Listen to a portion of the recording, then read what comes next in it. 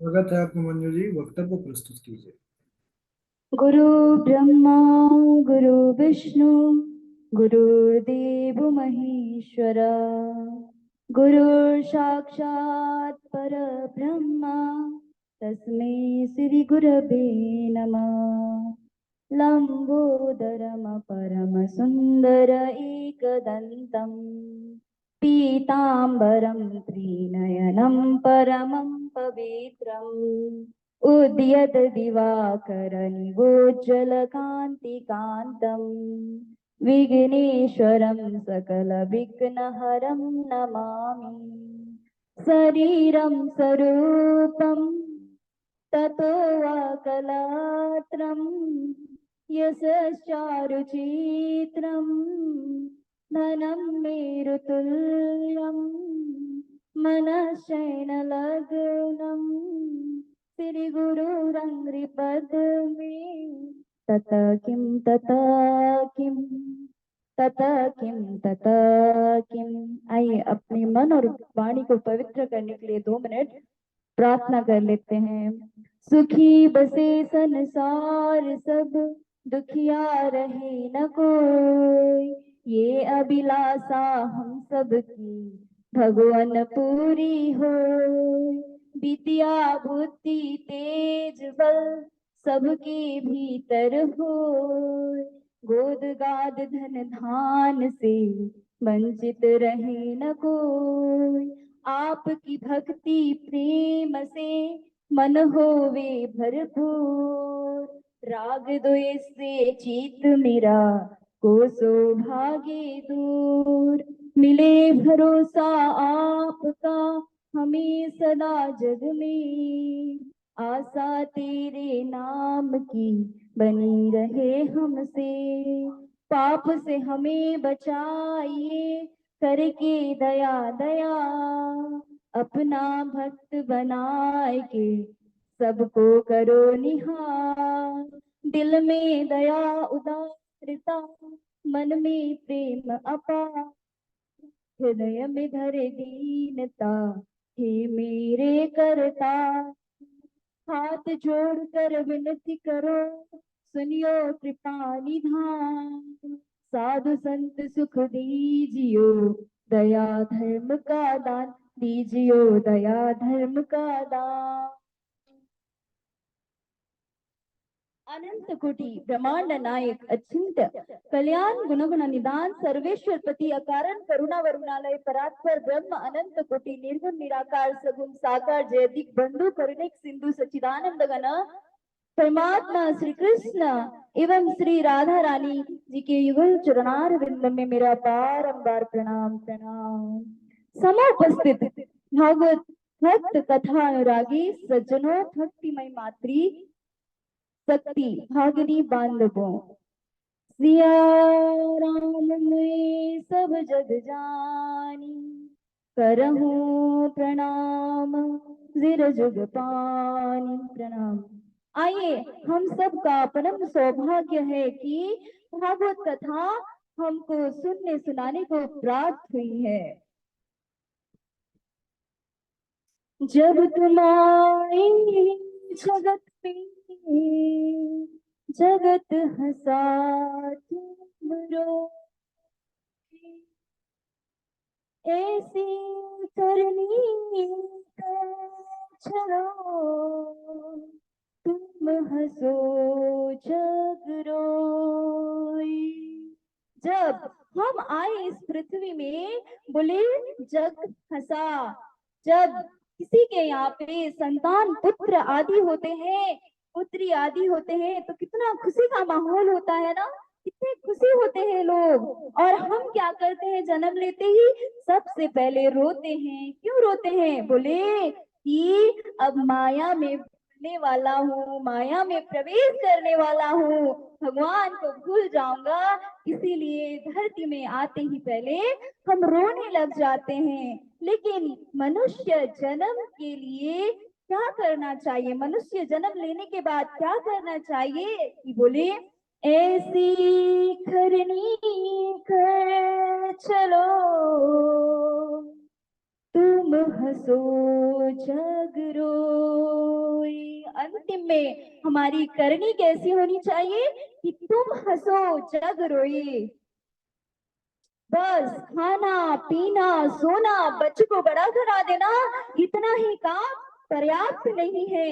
ये तो पशु भी कर लेते हैं महाराज। ये मानव योनि बड़ा दुर्लभ योनि है, इसीलिए इसको परमात्मा के चरणों में कैसे लगाया जाए वो सब हमको ध्यान में रखना पड़ेगा। और ध्रुव जी से हम सबको एक बात सीखनी चाहिए। क्या सीखनी चाहिए?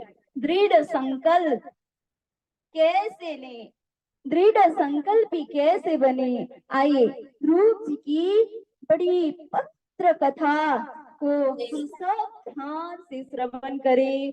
राजा परीक्षित ने प्रश्न किया, हे गुरुदेव, प्रियव्रत और उत्तनपाद की कथा सुनाइए। तो कहने लगे, प्रियव्रत का अर्थ होता है प्रिय अर्थात प्यारा, व्रत व्रत अर्थात नियम, प्रिय नियम। प्रियव्रत जी ने पहले विवाह नहीं किया। अब बड़ा भाई विवाह नहीं करेगा तो छोटा भाई तो करेगा ना। छोटा भाई का नाम उत्तनपाद। उन्होंने सुंदर विवाह किया, 2 विवाहें की, घर में 2 पत्नी ले आए। एक का नाम है सुनीति, दूसरी का नाम है सुरुचि। जब सुरुचि को घर लेकर आए तो सुनीति उत्तनपाद से कहती है, राजा से कहती है कि सुनीति को घर से बाहर निकालो। कौन कहती है? सुरुचि। तभी मैं घर के अंदर प्रवेश करूंगी। और सुरुचि और सुनीति में थोड़ा अंतर है।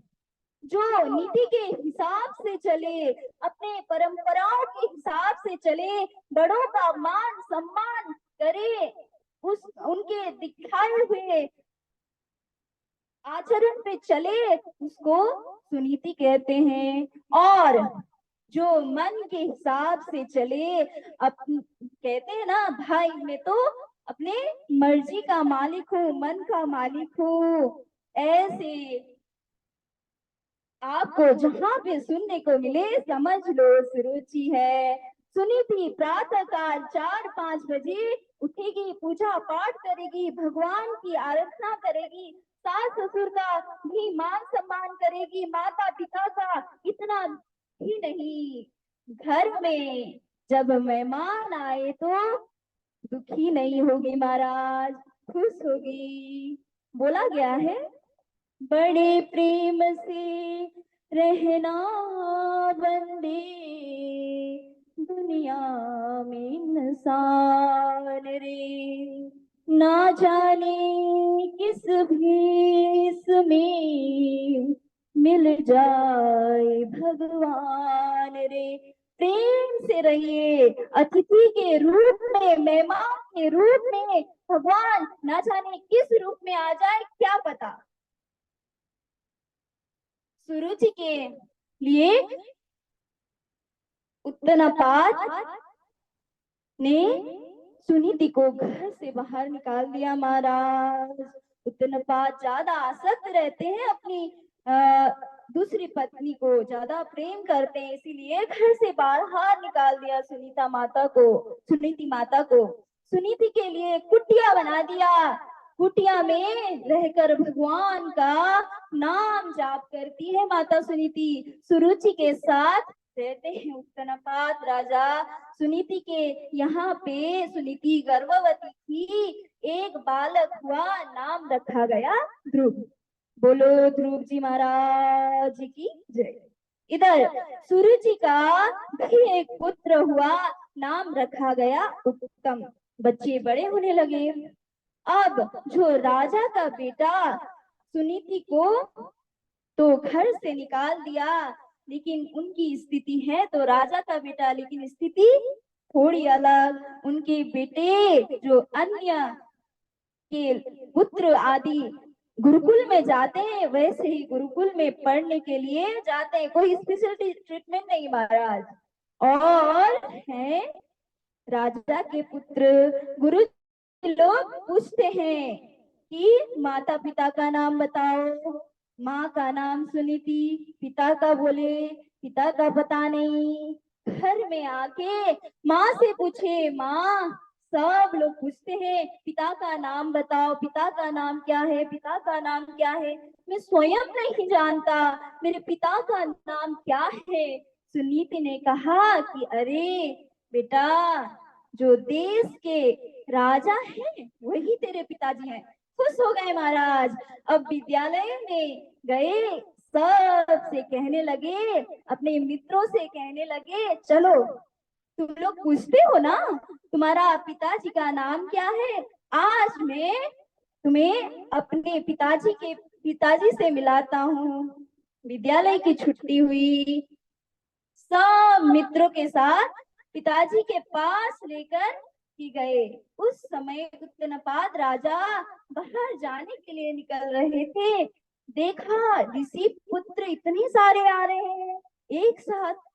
उनके सामने एक बालक जिसका मुंह सूर्य के समान चमक रहा था, उस बालक को गोदी में उठाया और कहा, बेटा आप कौन हो, कहाँ से आ रहे हैं आप सब कौन हैं। तो कहने लगे कि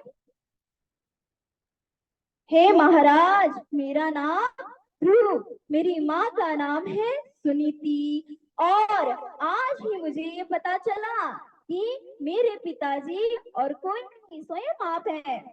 तो उस बाप को कैसा लगा होगा, गदगद हो गए। सुनीति का बेटा, हाय मेरा बेटा, वापस वापस आए, कहीं जा रहे थे, गए सिंहासन में बैठे, बैठकर के पूछने लगे, सब ठीक है ना, कुशल मंगल की बातें होने लगी। अब सुरुचि पीछे से सुन रही थी। ओ हो, ये तो बड़ा गड़बड़ हो गया।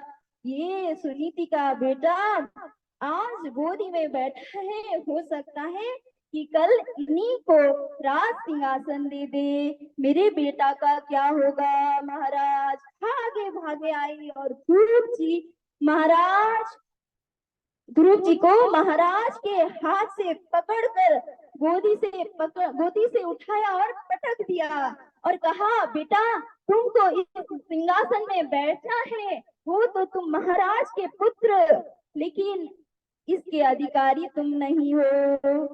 तो अधिकारी बनने के लिए क्या करना चाहिए, माता सुरुचि कहती हैं, तो जंगल में जा करके भगवान का भजन कर, और भगवान प्रकट हो गए यदि, और कहे कि वरदान मांगो, तो उनसे वरदान मांगना कि हे भगवान, अगली बार मुझे सुरुचि माता के गर्भ से जन्म देना। जब तुम मेरे गर्भ से जन्म लोगे तब इस सिंहासन में बैठने की अवसर तुमको मिलेगी। ऐसे ही बैठ नहीं सकते महाराज। रोते रोते बेचारे भागे भागे माँ के पास चले गए। माँ ने कहा, बेटा क्या हुआ, क्यों रो रहे हो, बताओ तो सही। बोल नहीं पाते। एक मृत ने आकर के सब वृतांत बताई। छोटी रानी ने ऐसा कहा, ऐसा हुआ, ऐसे पटक दिया। सुनीति माँ को तो बहुत दुख हुआ, माँ है ना फिर, लेकिन क्या कहती हैं कि हर एक माँ को सुनीति जैसा ही होना चाहिए। अपने बच्चों के प्रति प्रेम तो करो, लेकिन प्रेम कैसा होना चाहिए, ध्यान से सब श्रवण करते हैं। सुनीति माता ने कहा, बेटा तुम्हारी छोटी माँ ने जो भी कहा बिल्कुल सत्य कहा। मैं भी कहती हूँ, भगवान का भजन करने के लिए तुम वन में जाओ, लेकिन भगवान यदि प्रसन्न हो जाए और भगवान कहे वरदान मांगो, तो घर में आने की वरदान मत मांगना। अब ध्रुव जी कहते हैं, माँ आप ही कहती हो भगवान से मिलने के लिए मैं जंगल जाऊं। 5 वर्ष की आयु है उनकी, हाँ बेटा अवश्य जाओ। ध्रुव जी पूछते हैं भगवान लेकिन कहाँ मिलेंगे मुझे। माँ कहती है अरे भगवान से मिलने के लिए तुम निकलो तो सही, जाओ तो सही। भगवान से मिलाने वाले तुम्हें सद्गुरु अवश्य मिलेंगे। माँ की आज्ञा लेकर के एक दीपक जला करके दीप के सहारे जंगल के रास्ते की तरफ ध्रुव जी महाराज चलते जाने लगे। घनघोर जंगल में जा रहे हैं। वन के बीच में पहुंचे और खोज रहे हैं कहाँ खोजे, कैसे खोजे, कौन मिलेगा। वन में खोज रहे हैं महाराज, कभी इधर खोजते कभी उधर खोजते। उसी वन में नारद जी घूम रहे थे। श्रीमन नारायण नारायण नारायण, लक्ष्मी नारायण नारायण नारायण, श्रीमन नारायण नारायण नारायण। नारद जी प्रकट हो गए। नारद जी को देखकर के ध्रुव जी ने प्रणाम किया। हे गुरुदेव मैं आपको प्रणाम करता हूँ। नारद जी पूछने लग गए बेटा क्या नाम है आपका। कहने लगे मेरा नाम है ध्रुव। इस वन में क्या कर रहे हो, क्यों आए हो, क्या हुआ। सारी बातें बताई महाराज कि माँ ने ऐसा ऐसा कहा, फिर मैं अपमान के वजह से आया हूँ भगवान को ढूंढने के लिए। नारद जी कहने लगे देखो बेटा यदि बड़े लोग गुस्से में कुछ कह दे, उस गुस्से में कुछ कर भी दे तो नाराज होकर ऐसे घर से उड़ आते हैं। वापस चले जाओ, ये वन में भगवान नहीं मिलेंगे, शेर बाघ भालू मिलेंगे, तुमको खा जाएंगे, क्या फायदा। तो बोलने लग गए ध्रुव जी महाराज मेरी माँ की माँ ने बोला हुआ शब्द रूपी बाण मेरे दिल को छलनी कर रहे हैं गुरुदेव। आपकी ये ज्ञान मुझे समझ में नहीं आ रही। और बोलते हैं कि मेरा नाम ध्रुव है, जो सोच लिया वो आर्या पार। मैं लौट के तो नहीं जा सकता, या तो भगवान से मिलूंगा या फिर यहीं पे समाप्त हो जाऊंगा। देवर्षि नारद ने ध्रुव के इस दृढ़ संकल्प को देखा तो बगल में बुलाया। बुला करके सुंदर गुरु मंत्र दिया आओ बेटा। ओम नमो भगवते वासुदेवाय, ओम नमो भगवते वासुदेवाय। हे पुत्र इस मंत्र में इतनी शक्ति है कि 12 दिन तक एक आसन में बैठ करके कोई जाप करे तो आकाश में चलने वाले देवी देवता यहीं से दिखने लग जाते हैं महाराज, दिखने लगेंगे। इस मंत्र का जाप करो, तुम जाओ वृंदावन, वहां जाकर के मधुबन में इस मंत्र का जाप करो। नारद जी वहां से प्रस्थान कर गए, अंतर ध्यान हो गए। जी मधुबन जाते हैं, जा करके इसी मंत्र का जाप करते हैं। आइए आप और हम भी 2 मिनट इस मंत्र का जाप करें। ओम नमो भगवते वासुदेवाय, ओम नमो भगवते वासुदेवाय, वासुदेवाय नंदनंदनाय।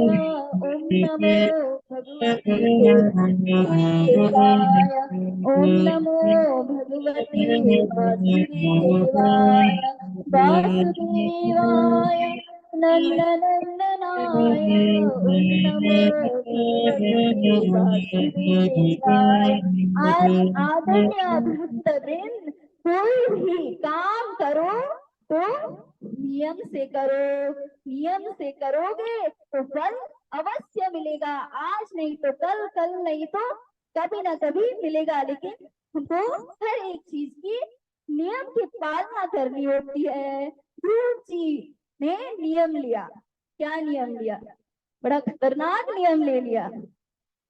3 दिन में एक दिन खाते हैं, क्या खाते हैं, देर का फल और मंत्र का जाप करते हैं। ओम नमो भगवते वासुदेवाय, ओम नमो भगवते वासुदेवाय। दूसरे महीने में 6 दिन में एक दिन, तीसरे महीने में 9 दिन में एक दिन, चौथे महीने में 12 दिन में एक दिन खाते हैं, 5वें महीने में केवल दारू पी करके। और जब छठवां महीना शुरू हुआ तब भी भगवान नहीं मिले, तो एक पांव के एक अंगूठी के बल में खड़े होकर के कठोर तपस्या करने लग गए महाराज, और मंत्र का जाप करते हैं। ओम नमो भगवते वासुदेवाय। तपस्या कर रहे देवी देवताओं के प्राण सूखने लगे, धरती कांपने लगी, और देवता लोग सोचने लगे कि प्राण निकल रहा है, अब क्या करे। भगवान के पास दौड़े दौड़े गए। भगवान ने पूछा क्या हुआ, क्यों परेशान हो। बोले हमारे प्राण अटक गए, पूरी प्रकृति रुक गई। भगवान ने कहा मेरा परम भक्त ध्रुव कठोर तपस्या कर रहा है। बोले अभी मैं जाता हूँ, दर्शन देके आता हूँ, सब ठीक हो जाएगा, भयभीत मत हो। उसी समय दर्शन देने के लिए पूर्ण मतलब परमात्मा श्री कृष्ण वहाँ प्रकट हो गए। बोले कृष्ण कन्हैया लाल की जय, बाकी बिहारी लाल की जय। भगवान जी को सामने देखा ध्रुव जी ने तो सोचने लग गए, गुरु जी ने भी कहा था भगवान कैसे मिलेंगे, माँ ने भी कहा था, लेकिन ये किसी ने नहीं कहा था कि मिल जाएंगे, उसके बाद क्या करना चाहिए।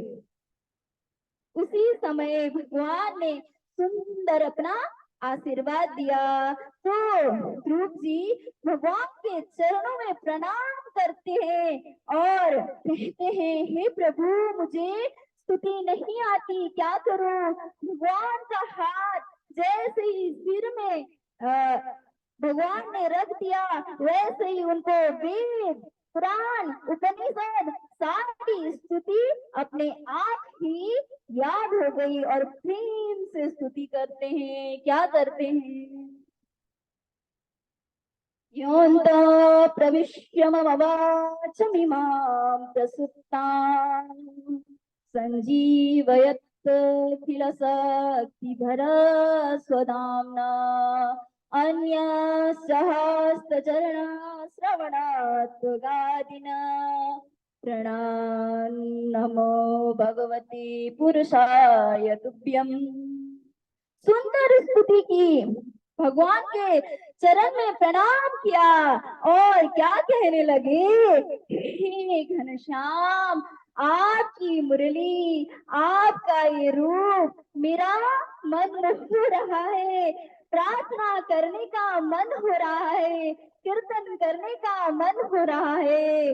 बोले घनश्याम तेरी मुरली ने हमें दीवाना कर दिया, घनश्याम तेरी मुरली ने दीवाना कर दिया, दीवाना कर दिया, मस्ताना कर दिया, दीवाना कर दिया, मस्ताना कर दिया।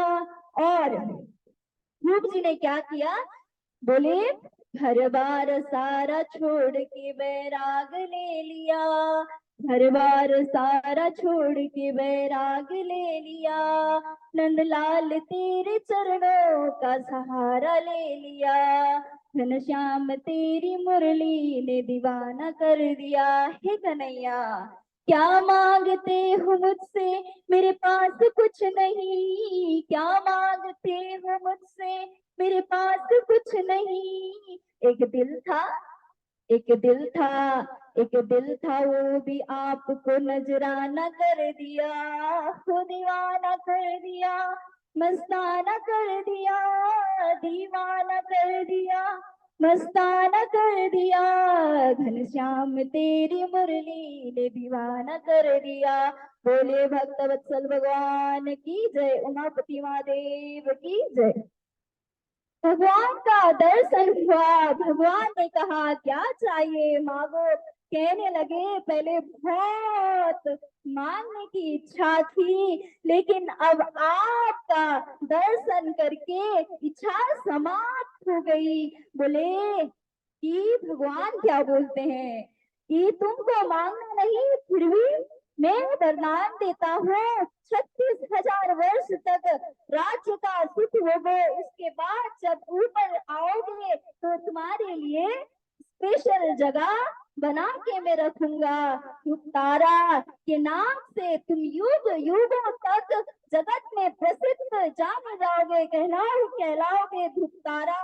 आज भी हम लोग देखते हैं, दर्शन करते हैं, वही ध्रुव जी महाराज हैं। इसीलिए कहा गया है ना, ये सबको ध्यान से सुनना चाहिए। बालापन से हरि भजे, जग से रहे उदास। तीर्थ भी आशा करे, सब आवेंगे दास। बचपन से भजन, जो माता पिता बचपन से बच्चों को भजन सिखाते हैं, प्रभु के चरणों में नमन करना सिखाते हैं, वो बड़े होकर भी निश्चित ही करेंगे, अपने बच्चों को भी सिखाएंगे। और जन्मदिन के अवसर पर मंदिर ले जाके बड़ों को नमन करना सिखाएंगे, सिर झुकाना सिखाएंगे। जन्मदिन के अवसर पर दीपक जलाना सिखाएंगे। उल्टा पुल्टा काम करने से यही है असली संस्कार। लौट के आने के बाद महाराज की जो छोटी रानी थी ना, वो सबसे आगे आई। अरे कहने लगी, हाय मेरा बेटा भगवान से मिलके आया है, सबसे पहले माला में ही पहनाऊंगी। आगे आगे आई और माला पहनाया। ध्रुव जी महाराज ने पहले उन्हीं को प्रणाम किया, उसके बाद पिताजी को प्रणाम किया, पिताजी के बाद अपनी असली सुनी की माता को प्रणाम किया। फिर राज्य का भोगने लगे, राज्य करने लगे। फिर बरसों तक राज्य का भोग किया। यक्षों के साथ उत्तम का झगड़ा हो गया, भाई की। यक्षों ने उनको मार दिया। जैसे ही मारा तो राज बदला लेने के लिए यक्षों के साथ भिड़ गए ध्रुव जी महाराज और मारने लग गए ध्रुव जी महाराज। तो आकर के महात्माओं ने समझाया कि तुम तो भगत हो, ऐसा कार्य तुम मत करो। फिर शांत हो गए। एक दिन समय आने पर भगवान का नाम जप कर रहे थे, भजन कर रहे थे, उसी समय काला पुरुष प्रकट हो गया। महाराज बोले आप कौन हो? बोले मेरा नाम है मृत्यु। देखिए ध्रुव जी महाराज कहते, देखिए मैं अभी भजन कर रहा हूँ, थोड़ी देर में प्रतीक्षा करो, वेट करो। प्रेम से भजन माला किया। जब उसके बाद में बोलने लग गए पधारिए। फिर मृत्यु आए। मृत्यु के सिर पर अपना पांव रख के भगवान का विमान भेजा, भगवान के द्वारा भेजा गया विमान में बैठ करके ध्रुव जी महाराज भगवान के धाम जाने लगे। उसी समय याद आ गया, अरे जिस माँ की कृपा से मुझे भगवान मिले, उस माँ को मैं कैसे नीचे छोड़ सकता हूँ? माँ तो पीछे नीचे ही छूट गई, मैं कैसा बेटा हूँ? सोचने लग गए। देवताओं के दूतों को कहने लगे, अभी रुको, मेरी माँ छूट गई। देवता के दूतों ने कहा कि जिस माँ ने आपके जैसे पुत्र को जन्म दिया हो, वो कैसे पीछे रह सकती है महाराज? वो खिड़की का पर्दा खुला विमान का और कहने लगे, वो देखो आगे आगे जा रही है आपकी माता और कहीं नहीं भगवान का धाम ही जा रही है। बोले यहाँ पे लिखा है, जिसके एक कुल में एक भगवान का भक्त जन्म लेता है, उसकी 21 कुल तर जाती है। 7 कुल माता की, 7 कुल पिता की, 7 कुल ससुराल तरफ की, 7 21। बोले भक्तवत्सल भगवान की जय। और जो लोग कहते हैं कि भगवान क्यों नहीं मिलते, भगवान क्यों नहीं दिखते, कब दिखेंगे, ये ध्रुव जी के चरित्र से हमें सीखना चाहिए। कहते हैं, श्वास ही श्वास कृष्ण नाम जपो, वृथा श्वास मत खोए, ना जानो ये श्वास को आवन हो। ये श्वास कैसी होनी चाहिए कि हमें छींकी आ जाए तो भगवान का नाम निकलना चाहिए। श्वास ही श्वास कृष्ण नाम जपो, वृथा श्वास, एक बार भी श्वास ऐसा ना लो कि जिसमें भगवान का नाम ना निकले। वैसे जब स्थिति इंसान की हो जाएगी तो भगवान अवश्य दर्शन देंगे। चलिए, इसी के साथ आज मैं अपने वक्तव्य को यहीं पे विराम देती हूँ। बोले भागवत महापुराण की जय। राधे राधे सबको, मेरा प्यार भरा राधे राधे राधे राधे। बहुत सुंदर, बहुत बढ़िया, बहुत ही सारगर्भित और भावमय प्रस्तुति रही मंजू जी की। बहुत बढ़िया। और अब हमारे डॉक्टर साहब झा जी सब बताएंगे। बहुत सुंदर भाई, कमाल की ऊर्जा है। राधे राधे गुरु जी। राधे राधे दादाजी। बहुत दादाजी सुंदर, भी है। बहुत सुंदर। आप आपने बीच में कहीं सांस भी नहीं लिया, बिल्कुल जो है धारा प्रभा आप बोलती रही। बहुत सुंदर, अति सुंदर। बहुत सुंदरम सुंदर मंजू सुंदरम। दीदी, बहुत अच्छा आनंद आ गया। अरे भाई, बहुत बहुत धन्यवाद। चलिए, सभी लोग बहुत प्रसन्न हैं और सब अपना अपना भाव चैट कमेंट पर भी लिखे हुए हैं। बहुत अच्छा। अच्छा, सभी प्रसन्न हैं। अति सुंदर मंजू जी। कौन है? चेतना देवी। मैं चेतना जी, चेतना। बहुत बहुत धन्यवाद। बहुत सुंदर आपने वक्तव्य दिया। आप very nice, good, very good, thank you keep it so much. Radhe Manju Radhe. Manju Manju दिदीको आजको वक्तव्य एकदम राम्रो छ, सुन्दर छ, निडर छ, प्रष्ट हुनुहुन्छ, सबै राम्रो छ। धन्यवाद। अच्छा अच्छा, नेपाली भाषा पर उन्होंने बोला, बहुत यानी बहुत अच्छा है, कुछ ऐसा ही बोला। हाँ, आप समझ गए। हाँ, मतलब ये तो समझ गया कि अच्छा ही है, लेकिन अब पूरा एकदम से तो नहीं समझ पाए।